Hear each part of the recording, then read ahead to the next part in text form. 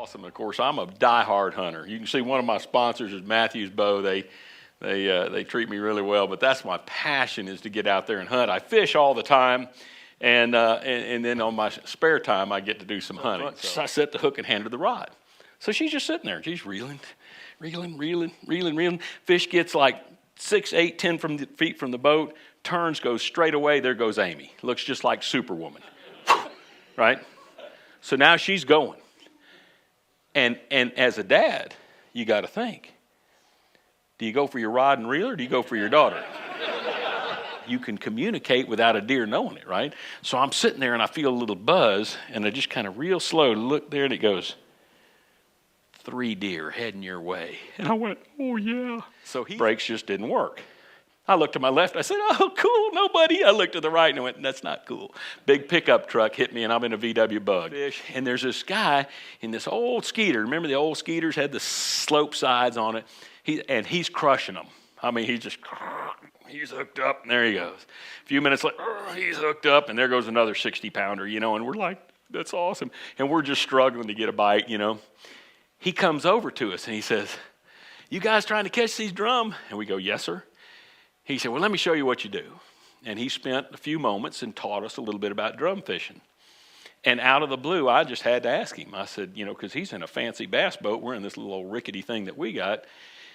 And I said, who are you? And he goes, Doug Odom. Well, now I'm driving home, and I get a call from who? Doug Odom. He says, how you doing? And I said, I'm good. The tournament wasn't as good as I thought, but I caught him here and did this and that. And he said, no. He says, how are you? And I go, well, I'm okay. He says, and I listened to this, and the whole time I'm thinking, I'm not a bad guy. I don't do any bad things, but I wasn't happy.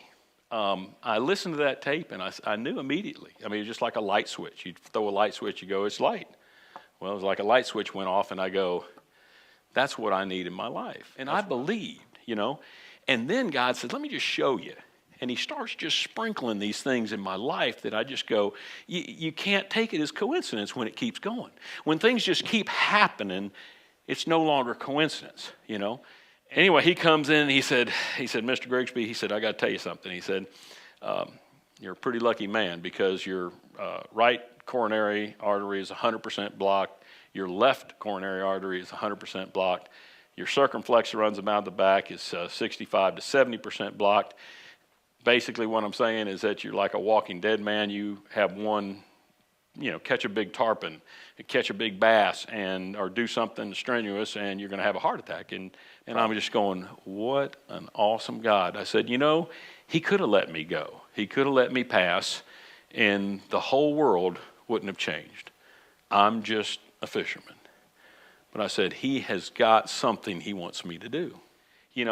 And I can go story to story to story about what he continues to do every day, and what he does in my life and my family's life, and it's just amazing.